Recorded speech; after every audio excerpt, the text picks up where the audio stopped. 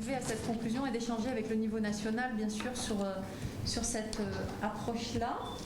Très clairement, nous avons analysé les 5 à 6 dernières semaines et le pic avait été atteint en semaine 38. Souvenez-vous, avec 1100 cas par semaine, un taux d'incidence de l'ordre de 300 pour 5000 habitants, un taux de positivité de l'ordre de 20%.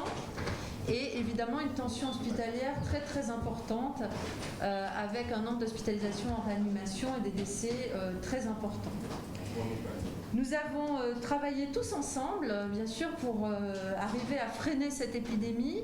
On a fait une analyse un petit peu des raisons pour lesquelles nous avons réussi à freiner cette épidémie. C'est tout d'abord, bien sûr, toutes les mesures préfectorales qui ont été prises et qui ont permis d'éviter les contaminations dans la sphère publique. Mais comme je vous l'avais dit à plusieurs reprises lors de conférences de presse, ce qui nous inquiétait, c'est la sphère privée. Une fois que la sphère publique était sécurisée. Donc dans la sphère privée, nous avons vu qu'il y a eu une inflexion très claire des contaminations dans cette sphère privée à partir du moment où on a commencé les grandes campagnes de communication, notamment la campagne Covid Attitude, qui a été relayée par Wervana, qui a été relayée aussi par Teddy Riner, par des gens connus, qui ont a priori permis peut-être à certains d'être convaincus de l'intérêt, bien sûr, d'avoir une attitude geste barrière, Covid attitude.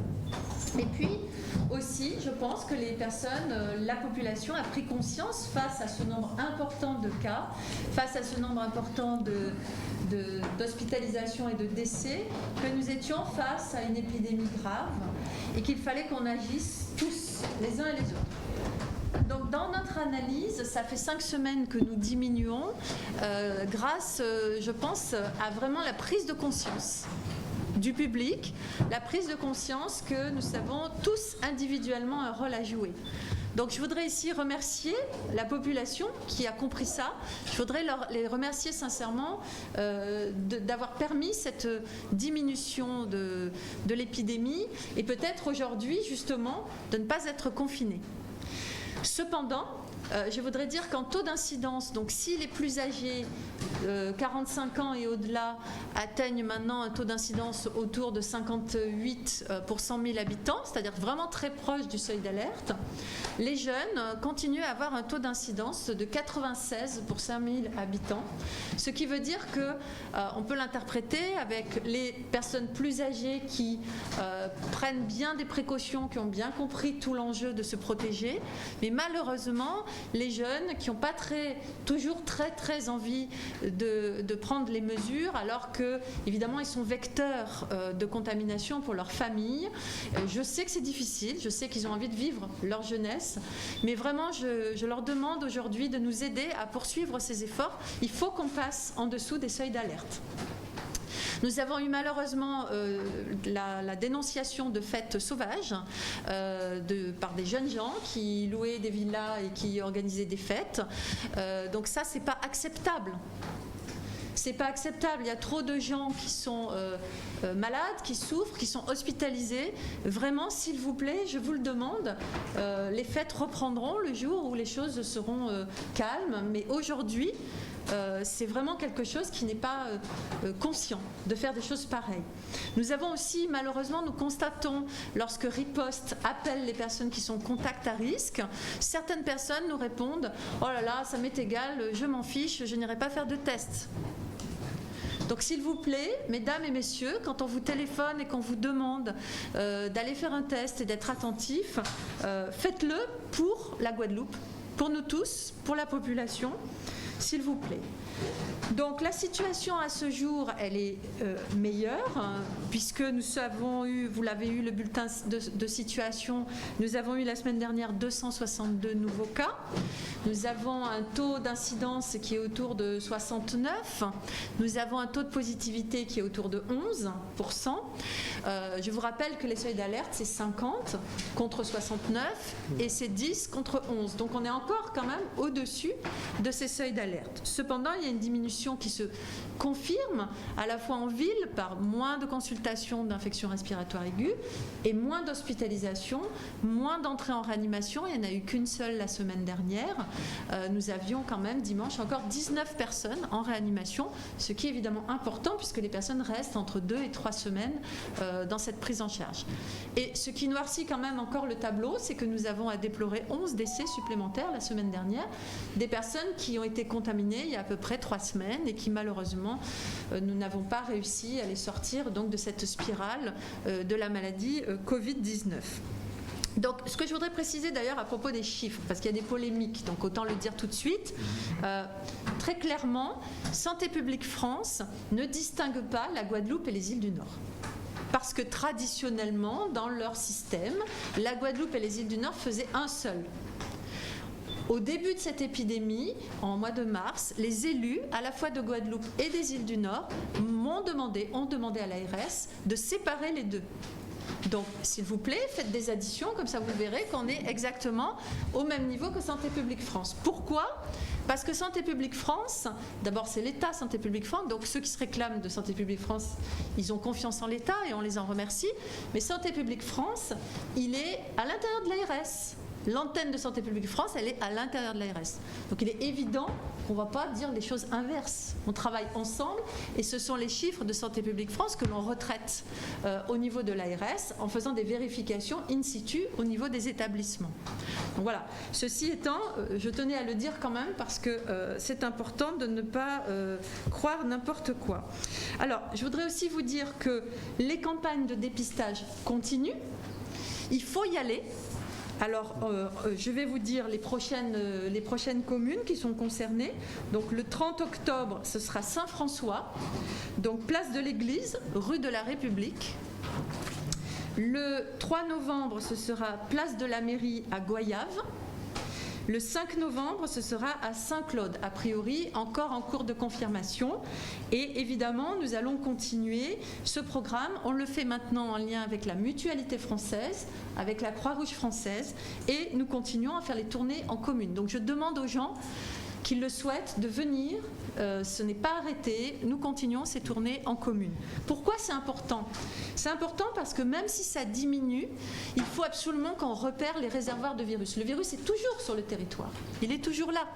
Il ne faut pas que ça remonte, il ne faut pas qu'on le ravive. Pour ça, tous ceux qui ont pu le contracter, même s'ils sont asymptomatiques, le fait de le savoir, ils vont prendre des précautions supplémentaires, ils vont rester à la maison, ils vont éviter que ça se diffuse.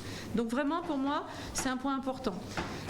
Je voudrais vous dire qu'on descend très lentement. La preuve, c'est que là, cette semaine, depuis lundi à aujourd'hui, nous avons déjà recensé 71 nouveaux cas. Et la semaine dernière, à la même heure, de la même manière, nous en avions recensé 77. Donc ça veut dire que ça diminue très très lentement. Je ne sais pas si la semaine prochaine, mon objectif c'était que la semaine prochaine on repasse en dessous des seuils d'alerte. Je ne suis pas sûre qu'on y arrive. Vraiment, c'est notre défi à nous, la Guadeloupe, c'est de descendre en dessous des seuils d'alerte. Ça, c'est vraiment un point qui me paraît essentiel. Avant de passer la parole à Monsieur le Préfet pour vous donner bien sûr toutes les mesures que vous attendez tous avec impatience, je voudrais vous dire que vous parlez des tests antigéniques. J'en profite. Les tests antigéniques sont arrivés sur notre territoire. Nous avons 85 000 tests qui sont arrivés il y a 2 jours. Nous avions travaillé en amont, bien sûr, avec le CHU et les établissements de santé, un protocole. Nous avons, bien sûr, nous allons consacrer à peu près la moitié de ces tests aux professionnels de santé qui souhaitent vérifier leur statut en termes de Covid, mais aussi les professionnels des établissements médico-sociaux. Nous allons consacrer le reste de notre dotation, soit dans les campagnes dans les communes pour les personnes qui sont asymptomatiques, celles qui sont symptomatiques, qui ont des symptômes, ou celles qui sont contacts à risque. il sera préférable de faire le test PCR, mais pour les autres, on leur proposera ce test rapide, donc en quelques minutes, ils auront le résultat, les personnes asymptomatiques. On l'utilisera aussi pour les clusters, c'est-à-dire lorsqu'il y aura des clusters, on fera les tests PCR pour ceux qui sont les premiers concernés, mais si on estime nécessaire, on élargira le cercle avec les tests antigéniques. Et enfin, les tests antigéniques, on va les utiliser aussi dans les aéroports et les ports. J'ai demandé à monsieur le préfet, et en lien aussi avec madame la préfète des îles du Nord, à ce qu'on mette le test antigénique obligatoire entre les îles du Nord et la Guadeloupe. Pourquoi ? Eh bien parce que nous avons, bien sûr, nous travaillons sur un protocole commun avec Sint-Maarten, mais nous avons quand même des difficultés à avoir une harmonisation des pratiques et nous ne voudrions pas que une rebond de l'épidémie soit due à des entrées du virus depuis l'extérieur, c'est-à-dire depuis les personnes qui arrivent par Sint-Maarten. Voilà donc pour moi à ce stade. Évidemment, je répondrai à vos questions, monsieur le préfet. Merci Madame la directrice générale.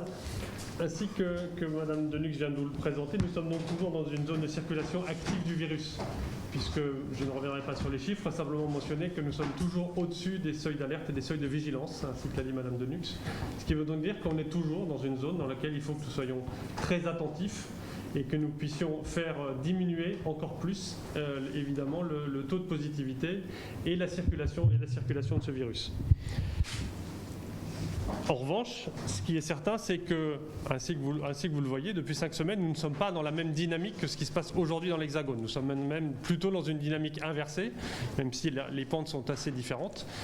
Et nous sommes également dans une dynamique qui est différente de celle de la Martinique, comme vous le savez, puisque la Martinique, elle, est en augmentation, c'est-à-dire qu'elle connaît une situation que nous avons connue il y a 5 ou 6 semaines, c'est-à-dire une phase d'augmentation avec des augmentations toutes les semaines du nombre de cas positifs qui augmente de façon continue. De ce fait, ainsi que le président de la République l'a annoncé hier et que le Premier ministre l'a confirmé aujourd'hui, la Guadeloupe ne sera pas concernée, comme d'autres d'ailleurs départements et territoires ultramarins, en dehors de la Martinique, ne sera pas concernée par la mesure de confinement général et global qui a été décidée pour l'Hexagone. Vous comprenez bien pourquoi, nous sommes donc dans une dynamique différente, donc il faut que nous puissions adapter les mesures à la situation que nous connaissons aujourd'hui. La situation que nous connaissons aujourd'hui, c'est une situation de diminution de la positivité. J'ai dit juste de diminution, je n'ai pas dit de disparition, donc vous allez comprendre pourquoi je précise ces points-là.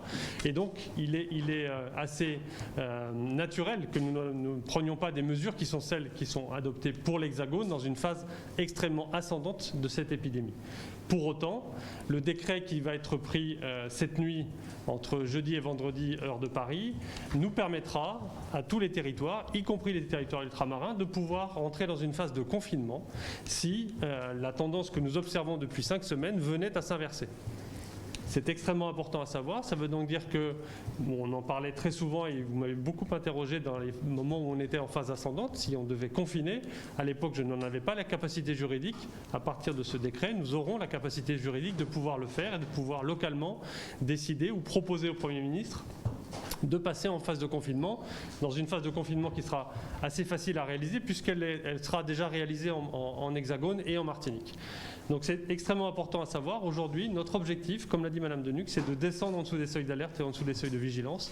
Si on n'y parvient pas et si on voit qu'on a une remontée des indicateurs, nous serons obligés de confiner parce que concrètement, Madame Denux n'en a pas parlé, mais nous avons eu énormément de renforts à l'hôpital et dont le service de santé des armées. Ce service de santé, il a pu venir en Guadeloupe, notamment parce qu'en métropole, ils n'étaient pas sous une tension importante. Aujourd'hui, on a une tension importante dans tous les hôpitaux d'Hexagone, régionaux. Et donc, de ce fait, si on avait une augmentation du virus chez nous, pour traiter ces cas graves qui arriveraient, on serait obligé de travailler en interne, en majeure partie. Et donc, il faut qu'on puisse arrêter une augmentation potentielle du virus. Pour autant, ici en Guadeloupe, comme je l'ai dit, il n'y a pas de mesure de confinement, mais moi je souhaite, et les chiffres nous le montrent, je souhaite que nous maintenions la pression et la vigilance telle qu'elle existe depuis maintenant quelques semaines, parce qu'il est important que nous puissions confirmer cette diminution importante et que nous arrivions en dessous des seuils de vigilance et que nous retrouvions des taux qui sont ceux qu'on a connus ici en juillet dernier, qui sont des taux qui sont très bas, à partir desquels on pourrait imaginer revenir sur des mesures qui sont aujourd'hui des mesures restrictives sur un certain nombre d'activités. De ce fait, j'ai décidé, puisque j'en aurai la capacité de pouvoir adapter localement les mesures, j'ai décidé de prolonger les mesures qui sont aujourd'hui en vigueur, de les prolonger des 15 jours que le président de la République a souhaité fixer comme échéance, comme étant celle de la vérification de l'évolution des taux de positivité dans l'Hexagone. Et bien ici, on vérifiera aussi dans les 15 jours qui viennent si on parvient à descendre vraiment en dessous des seuils de vigilance et des seuils d'alerte, à la fois pour les taux de positivité, mais aussi pour le taux d'incidence. Et puis aussi sur la pression évidemment à l'hôpital, qui sont nos 3 indicateurs comme vous le savez. Donc de ce fait, je vais maintenir et donc je vais reprendre un arrêté. J'attends juste que le décret national soit publié pour que je puisse prendre cet arrêté en fonction de ce nouveau décret qui va prolonger jusqu'à mi-novembre, donc après le week-end du 11 novembre, qui va prolonger donc les mesures qui existent aujourd'hui, qui sont aujourd'hui en vigueur. Je ne vais pas les augmenter parce qu'aujourd'hui on voit que ça fonctionne, mais je vais les prolonger parce que je veux que ça fonctionne dans le temps et que donc les taux d'incidence puissent diminuer. Je ne vais pas vous rappeler de l'ensemble des mesures, mais juste vous rappeler quelques mesures importantes. Les rassemblements sur la voie publique sont interdits au-delà de 6. Et dès qu'il y a une volonté d'organiser quelque chose, il y a une déclaration qui doit être faite à la préfecture et nous pouvons interdire si nous considérons que les mesures qui sont mises en œuvre ne sont pas suffisantes. Le port du masque va rester le même que celui que nous connaissons aujourd'hui, c'est-à-dire dans toutes les rues qui sont adjacentes des commerces, des écoles, etc. La préconisation que je fais, et que je crois qui est très partagé avec Madame Denuc, c'est que partout où on peut, il faut porter son masque.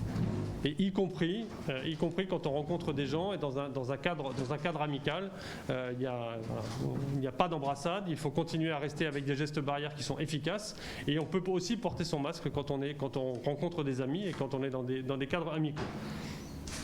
Les bars et les restaurants vont rester ouverts les bars sont fermés et les restaurants vont pouvoir rester ouverts dans les conditions qui sont celles qui sont actuellement en vigueur, c'est-à-dire en application du protocole strict que vous connaissez depuis 15 jours aujourd'hui et avec des horaires de fermeture qui vont être limités à minuit.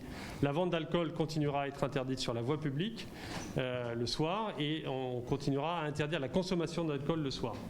Les plages, les bords de rivière, les carbets seront autorisés en journée mais interdits la nuit et la consommation d'alcool et de nourriture sur ces lieux continuera à être interdite. La mesure, je pense que maintenant elle est comprise. L'idée c'est qu'on peut aller sur les plages, on peut profiter des sites sur lesquels on a l'habitude d'aller quand on est en Guadeloupe, ce qui est très bien, mais en revanche il ne faut pas en profiter pour faire des pique-niques et donc se retrouver dans des fêtes amicales pendant lesquelles Madame Denuc l'a dit, c'est pendant ces fêtes privées qu'on sait qu'il y a de la transmission du virus. Les salles polyvalentes, les établissements recevant du public qui étaient fermés jusqu'ici resteront fermés. Il n'y a pas d'ouverture supplémentaire qui sera occasionnée. Les salles de sport couvertes resteront autorisées simplement à la pratique individuelle et pas à la pratique collective. Et les stades et les hippodromes seront ouverts à la pratique sportive évidemment et aux rencontres sportives. Elles seront ouvertes au public, mais dans les limites de celles qui ont été fixées par l'arrêté qui est en vigueur maintenant depuis une dizaine de jours, c'est-à-dire à 300 au maximum et ensuite un siège sur 2 avec une fluidification des circuits de cheminement à l'intérieur. Les centres commerciaux, les zoos, aquariums sont ouverts évidemment. Là encore, ce n'est qu'une reproduction de l'arrêté tel qu'il existe aujourd'hui. On demande simplement à ce qu'il y ait une surface de 4 mètres carrés par personne qui puisse être autorisée, ce qui veut donc dire qu'il y a un travail qui est fait par les organisateurs ou les responsables de ces magasins pour vérifier que la jauge correspond à 4 mètres carrés par personne et donc il n'y a pas plus de personnes qui rentrent à l'intérieur. Donc l'ensemble de ces mesures va continuer à se mettre en place. Je n'ai pas besoin de le dire mais je vais quand même le préciser. On va évidemment mettre en place les contrôles à compter de ce week-end notamment pour que l'ensemble de ces mesures continuent à être respectées. Vous savez qu'il y a des contrôles qui sont organisés dans tous les aspects. On a par exemple lancé des contrôles sur les marchés pendant cette semaine pour vérifier que l'ensemble des conditions qui étaient prévues soient bien respectées. Il y a des contrôles qui sont organisés sur les bars et les restaurants pour vérifier que les bars soient bien fermés et que les restaurants soient ouverts mais respectent les protocoles.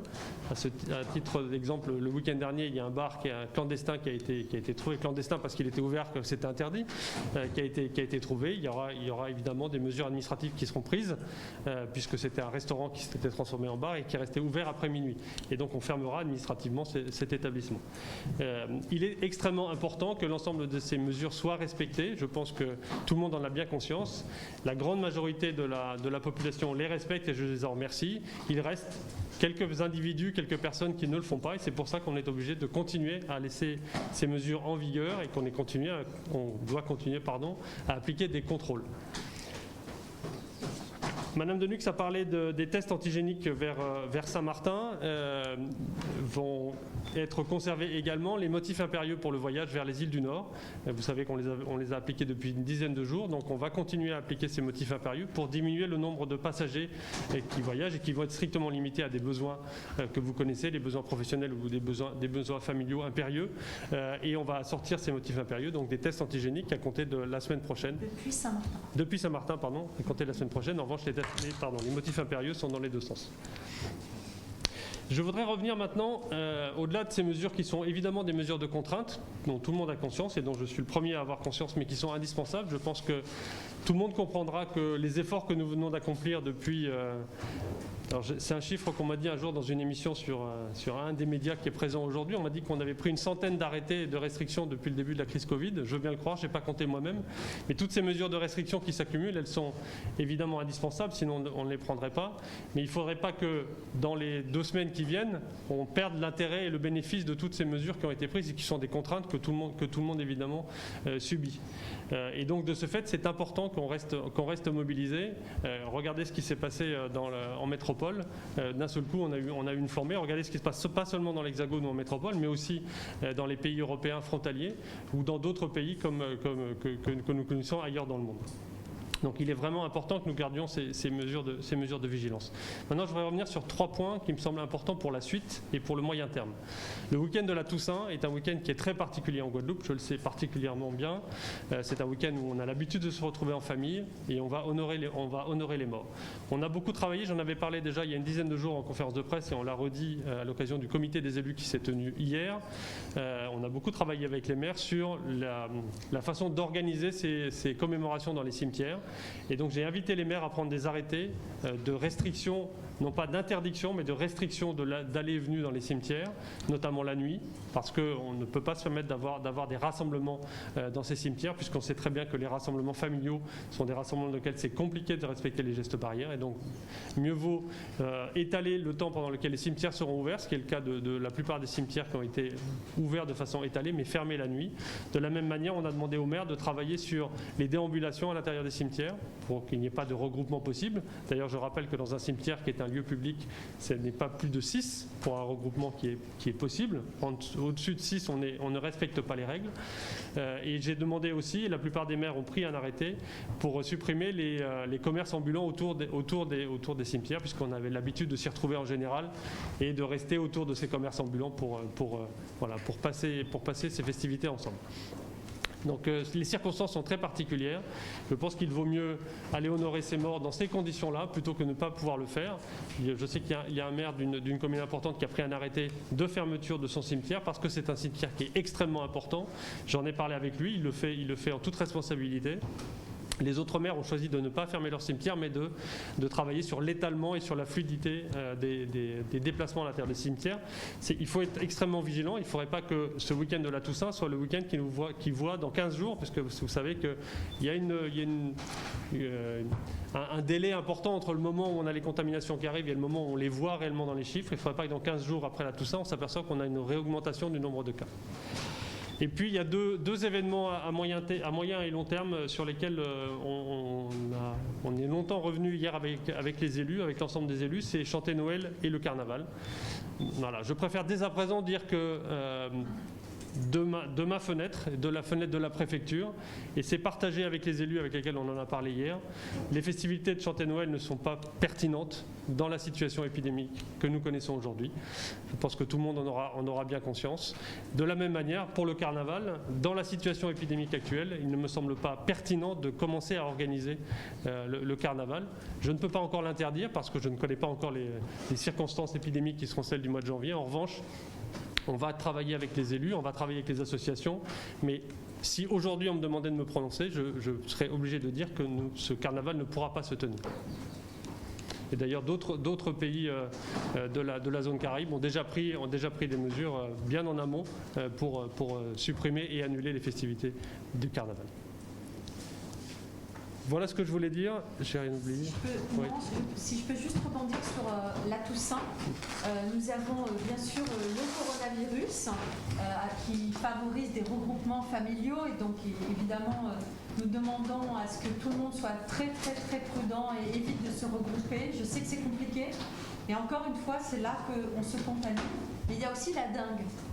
Et traditionnellement, les fêtes de la Toussaint favorisent la recrudescence des moustiques. Pourquoi ? Parce qu'on apporte des fleurs aux défunts et où on met où on met les fleurs en attendant sur sa terrasse et on a tendance à mettre des vases pleins d'eau, bien sûr, pour mettre les fleurs, ou mettre des coupelles sous les pots de fleurs et ça favorise les gîtes larvaires et ça développe les moustiques. Donc on vous demande s'il vous plaît, comme chaque année, mais cette fois-ci c'est un poids supplémentaire, de bien penser à ça parce que nous avons une épidémie de dengue aussi sur notre territoire en même temps. Nous avons entre guillemets un tout petit peu de chance parce qu'elle ne favorise pas trop de cas graves à ce stade, mais nous avons quand même eu un décès au mois de septembre, je le rappelle. En Martinique, ils ont une épidémie de dengue qui est beaucoup plus difficile, avec énormément de cas graves, beaucoup d'entrées en réanimation. Donc, cumuler la dengue et le Covid, malheureusement, ils ont eu un cas de décès d'une personne relativement jeune, qui n'avait pas, pour le coup, de pathologie chronique connue, mais qui a cumulé la dengue et le Covid. Il y a beaucoup de cas de dengue actuellement sur notre territoire, beaucoup de gens sont malades. Donc vraiment, il faut qu'on lutte contre les moustiques. Et pour cela, on a mis des grandes affiches au niveau de chacun des cimetières pour expliquer un petit peu justement les bons gestes. Nous avons les sablières de la Guadeloupe qui nous ont donné gracieusement du sable, de manière à les mettre devant les cimetières si les mairies le souhaitent, pour pouvoir mettre dans le vase du sable humide et piquer les fleurs dans le sable humide. Voilà. Donc c'est un appel, je profite pour dire que, s'il vous plaît, ne cumulons pas le coronavirus et la dengue. Merci. Merci beaucoup. Alors, est-ce qu'il y a des questions ? Oui. Le port du masque sera-t-il obligatoire pour les enfants de 6 ans ?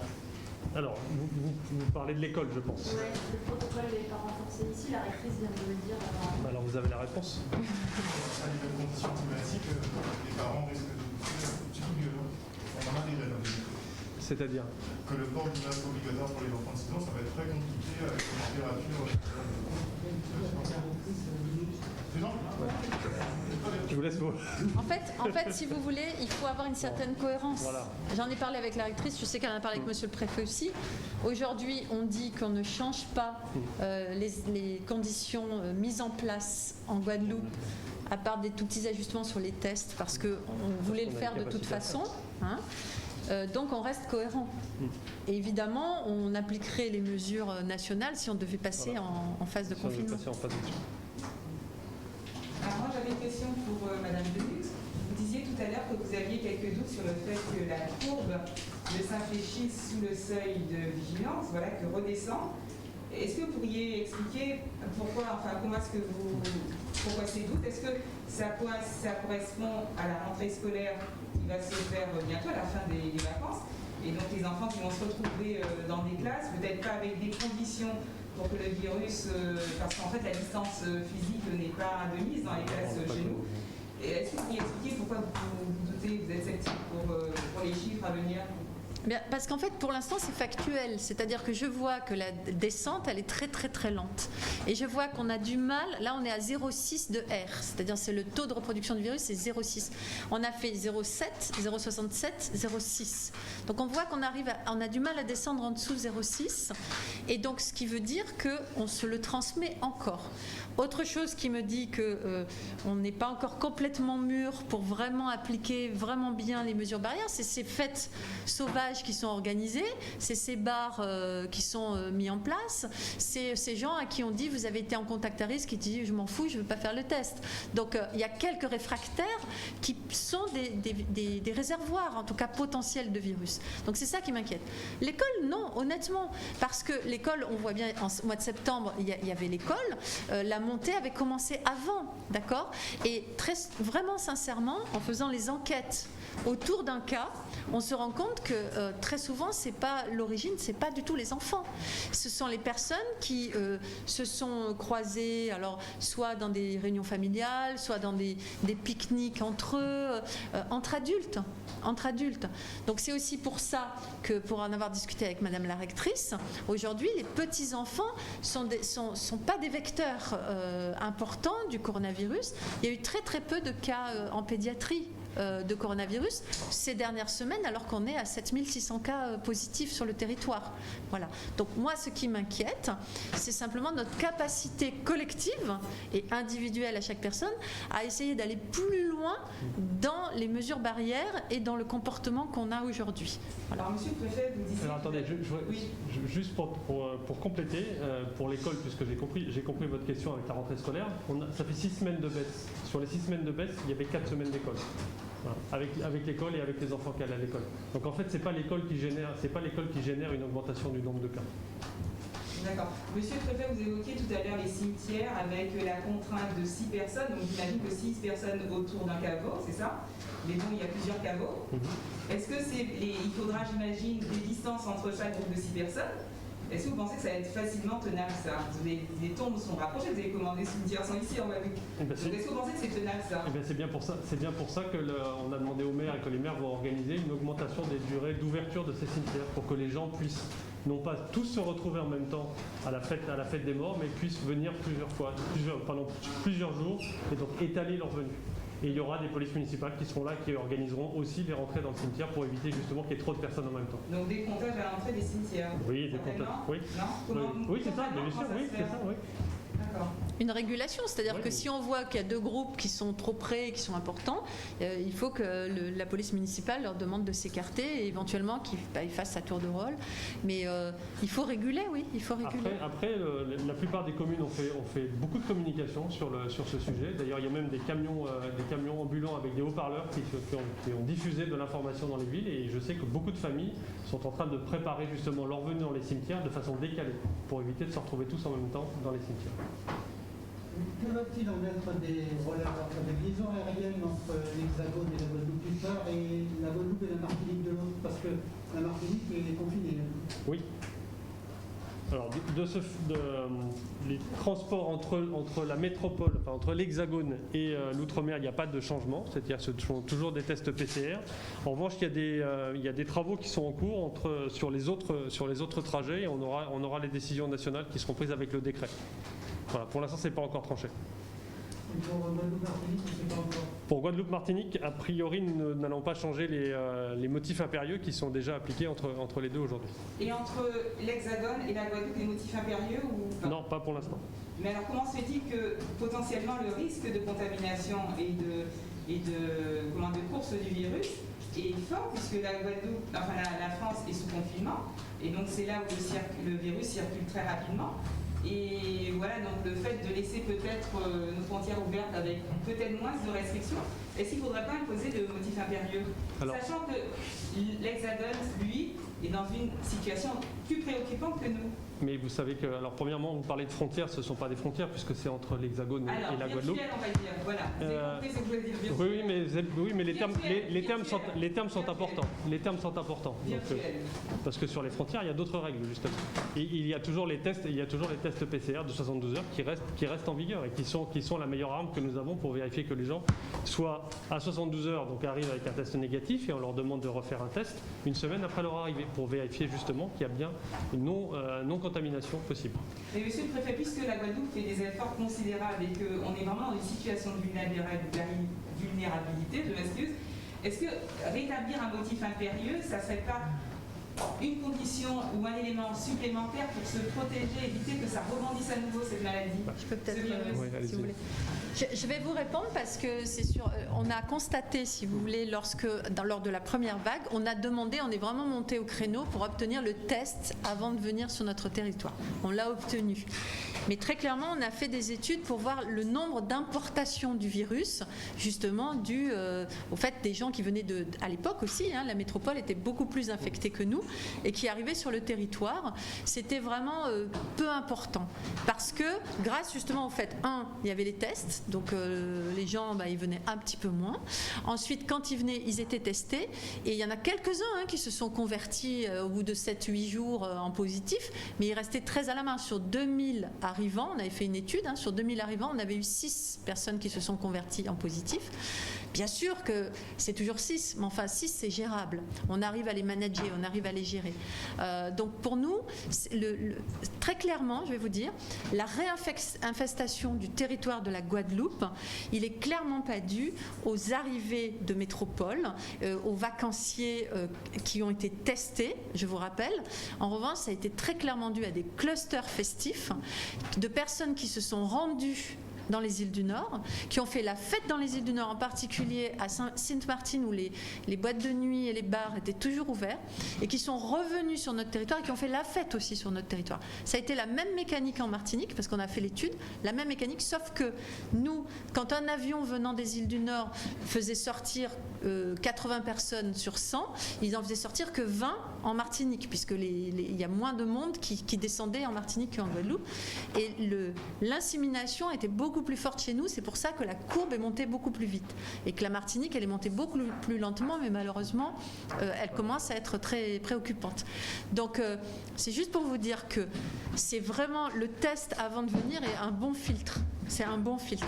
C'est pour ça que j'ai demandé à monsieur le préfet qu'on le mette entre les îles du Nord et nous aussi. Mais il y a le motif impérieux entre les îles du Nord et la Guadeloupe. Oui, en plus, oui. Ça protège un peu plus quand même. Oui. Ça protège un peu plus. Non, ça a permis de réduire le nombre de passagers, en fait, concrètement. Vous regarderez le nombre de passagers qui circulent entre l'Hexagone et la Guadeloupe en ce moment, et on a un nombre très faible. Vous demanderez aux compagnies aériennes. Alors, j'ai juste une question pour madame. Attendez, je crois que madame voulait... on va faire un peu chacun. Allez-y. Oui, la minute. J'ai appris qu'il y a des Américains, des gens qui vivent aux États-Unis, passent par Juliana pour se rendre en Guadeloupe et ils passent par Grand Case. Comment cela se passe? Est-ce que c'est normal? Écoutez, justement, c'est bien pour cela. Alors, depuis qu'on a mis les motifs impérieux, c'est plus le cas, ils passent plus, d'accord. Et 2, c'est aussi pour ça qu'on a mis les tests. C'est-à-dire que s'il y a effectivement des personnes américaines ou autres d'ailleurs, parce que maintenant il n'y a pas que les États-Unis qui sont malheureusement très infectés, qui arrivent à Juliana, ces personnes-là, normalement, elles vont pas passer le filtre pour venir jusqu'à nous, ou si elles le font pour des raisons professionnelles, c'est possible aussi qu'il y ait des businessmen qui veuillent venir, elles seront obligées de faire un test. Mais à Juliana, avant de rentrer en Guadeloupe? Non, elles seront obligées de le faire pour aller à Grand Case pour pouvoir prendre l'avion. Alors on fera quand même probablement une exception, mais qui permet justement quand même de limiter les choses. C'est pour les gens qui font un aller-retour, si vous voulez, entre Saint-Martin et la Guadeloupe, vraiment en une journée. C'est un peu compliqué d'aller faire le test, mais vraiment un aller-retour, et il faudra qu'ils prouvent qu'ils ont bien un billet de retour et un billet d'aller. Et nous, si on veut aller à Saint-Martin, pas de test? Non. Merci. Concernant les mesures économiques pour les entreprises dont a parlé le ministre des Finances, est-ce qu'elles seront également appliquées pour les entreprises en Guadeloupe, sachant qu'elles pâtissent tout autant de la crise actuelle? Alors en fait, elles seront appliquées en Guadeloupe comme ailleurs pour les mesures qui concernent les entreprises qui ne sont pas fermées administrativement du fait du confinement. Parce qu'il n'y aura pas d'entreprises qui sont fermées administrativement du fait du confinement. Mais en revanche, les entreprises qui ont été fermées parce qu'il y a une interdiction administrative d'ouvrir, mais depuis très longtemps, je pense aux discothèques par exemple, ou aux entreprises qui sont dans l'événementiel ou dans la culture, il y aura les mesures qui s'appliqueront de fait comme dans l'Hexagone. On parle de l'extension du PGE. Oui, exactement. Ouais. Exactement. Donc on est assuré effectivement de ne pas retrouver les organisateurs événementiels sur les routes. Est-ce que les paiements sont réalisés? C'est ça la grande question. Oui, enfin c'est pas seulement pour ça qu'ils sont sur les routes. Il y a un certain nombre de personnes qui sont sur les routes parce qu'on ne peut pas leur faire de paiement. Ah, voilà. Pour revenir justement sur le motif impérieux, effectivement ce serait peut-être pas une mauvaise idée de le mettre en place, mais le rapport entre la Guadeloupe et l'Hexagone avec le confinement justement en Hexagone risque de plus compliqué. Donc je réitère la question de mon collègue, est-ce que vous ne devriez pas... Et de fait, le confinement en Hexagone va fortement limiter les capacités de nos compatriotes à pouvoir se déplacer en Guadeloupe. De fait. Donc de fait, on va diminuer de façon très très forte les voyages. Voilà. Il va y avoir un effet mécanique en fait. Bon, excusez-moi. S'il y a un test obligatoire pour la personne qui arrive du Canada ou des États-Unis pour la Guadeloupe en passant par Moncase, la personne est obligée de rester 2 jours à... Non, parce que ça Non, le test antigénique, c'est un test qui se fait dans la journée, quoi, en quelques minutes. Oui, c'est pour ça. On fera du test antigénique, sauf s'ils sont symptomatiques et ils passeront pas, parce que je veux combiner avec la prise de température aussi, vraisemblablement. Donc on est en train de le travailler, le protocole, mais très clairement, ça va vite, un test antigénique. Justement, c'est l'avantage. C'est avec prélèvement sanitaire? Non, le test antigénique, c'est aussi très désagréable puisque c'est toujours le coton-tige dans le nez. Mais la différence, c'est que ensuite on met un réactif et le réactif nous révèle si c'est positif ou c'est négatif. C'est juste au niveau du temps, du délai de rendu du Il y a résultat. aussi l'option du prélèvement sanitaire, mais qui n'est pas encore arrivé en Guadeloupe. C'est pas ça, c'est que le prélèvement salivaire, il est à l'étude par la Haute Autorité de Santé actuellement et pour l'instant, il montre une sensibilité et une spécificité qui sont trop basses par rapport aux standards français. C'est-à-dire, on veut que ce soit au moins au-dessus de 80-85%. Et il est plutôt autour de 70-75. Toujours une petite précision sur les tests au départ des territoires ultramarins. Apparemment, le Premier ministre a dit qu'il devenait obligatoire. Donc c'est pas... Je vous dis, c'est pas encore complètement tranché. Okay.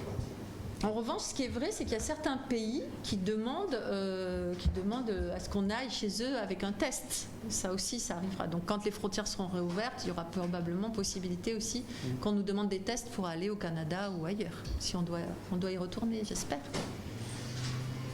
Donc, un local ici, si par exemple vous allez au Canada, je suis obligée de faire un test. Pour l'instant, les frontières vont être fermées pour l'instant. Oui, donc, ça, après, le départ de la France vers le Canada, il faut regarder les conditions du Canada d'acceptation ou pas des étrangers dans leur pays. Est-ce qu'il y a une étude particulière sur le milieu sportif? C'est-à-dire On a des chiffres de contamination, est-ce qu'on sait si le virus circule beaucoup dans le milieu sportif? On n'a pas fait d'études spécifiques par catégorie en fait, concrètement, parce que le volume de tests ne suffit pas, et le volume même de positifs ne suffit pas à faire des séries statistiques intéressantes. Non, ce qu'on suit, c'est évidemment les écoles, en lien avec le rectorat, et c'est évidemment aussi les EHPAD, enfin les établissements médico-sociaux. Après, sur les clubs sportifs, etc., pour l'instant, on n'est pas dans des études, on sera peut-être dans des études rétrospectives, mais pour l'instant, non. Et si on fait une projection positive, on est parti dans 2 semaines à maintenir les efforts. Oui. Et au terme de ces 2 semaines, si les chiffres sont bons, on retrouve une situation normale. Premièrement, il faut qualifier ce que sont des chiffres bons, c'est-à-dire qu'il faut que les chiffres redescendent en dessous des taux. 50 c'est le seuil d'alerte, c'est ça? Oui. Et le taux de vigilance, il était à 20, À 20, de mémoire. c'est ça. Donc, ça veut dire qu'il faudrait redescendre en dessous de 20 en taux d'incidence. Aujourd'hui, on est à 70. Hein. Et puis du cumulatif, c'est-à-dire aussi le taux de positivité, qui est actuellement à 11. Le seuil d'alerte, c'est 10, et le seuil de vigilance, c'est 5. Voilà. Donc, comme j'ai dit tout à l'heure, j'espérais que la semaine prochaine, on sera en dessous des seuils d'alerte. Mais comme je doute un petit peu, avant d'atteindre les seuils, en dessous des seuils de vigilance, Voilà. il va nous falloir du temps encore. Hein. Maintenant, si on continue à respecter les gestes barrières et l'ensemble des mesures qu'on en prend, on voit bien que ça diminue. Donc voilà, si on continue à l'appliquer correctement, ça va diminuer. J'ai une question, excuse-moi, j'ai une question sur les 4 mètres carrés par personne. Pourquoi est-ce que c'est pas appliqué dans les supermarchés? Grande question. C'est appliqué dans les centres commerciaux. Eh ben, je vais faire des contrôles. Mais clairement, Alors, monsieur le préfet, je veux revenir aux écoles pour la rentrée dans quelques jours. Pourquoi ce qui va être imposé dans les écoles en France pour ce qui concerne la récréation par petits groupes? Je vais revenir un peu dessus parce que la récréation par petits groupes, la distance des groupes physiques, des groupes d'écoliers, est-ce que l'académie n'a pas les moyens? Pourquoi est-ce que c'est pas appliqué en Guadeloupe? C'est pas une question de moyens. C'est appliqué aux endroits où il y a le confinement qui est mis en place. Mme Luc l'a expliqué tout à l'heure. C'est lié au confinement? Mais bien sûr, c'est lié à une circulation très active du virus avec une augmentation très forte des taux de positivité. C'est une dynamique que nous ne connaissons pas ici. Nous sommes dans une dynamique de descente. Je voulais juste vous rappeler qu'au mois de juin, lorsque les écoles ont réouvert, donc après le confinement, c'était 4 mètres carrés par élève. Et donc, il y avait effectivement un protocole sanitaire qui était dur, enfin qui était plus sévère et qui a été allégé, alors qu'aujourd'hui, le virus circule beaucoup plus activement. Pourquoi ce paradoxe?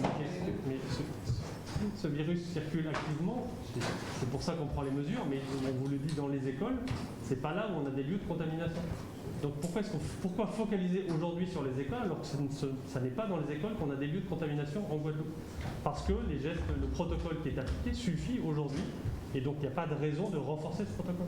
Actuellement, nous avons une diminution très très claire du nombre de cas qui était peu élevé au niveau des écoles. Donc, ça suit exactement la même courbe que la courbe globale. Donc, si vous voulez, ça sert à quoi de durcir les conditions si les conditions sont favorables parce que ça diminue bien.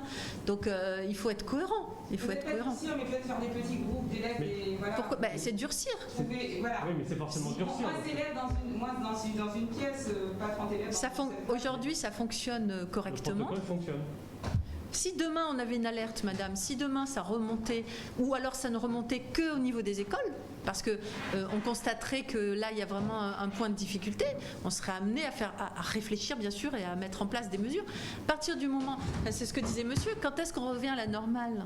Donc le but est d'essayer de descendre crescendo sur les mesures et sur l'épidémie. Donc on ne va pas faire l'inverse alors qu'on est en phase de descente. Maintenant, si dans 15 jours, on a effectivement une remontée des cas avec une focalisation sur des cas à l'école, il faudra peut-être prendre des mesures à ce moment-là. Alors, est-ce qu'on peut avoir plus de précision sur le télétravail? Je sais qu'on n'est pas en confinement ici en Guadeloupe, mais c'est des mesures qui peuvent permettre de freiner la circulation du virus.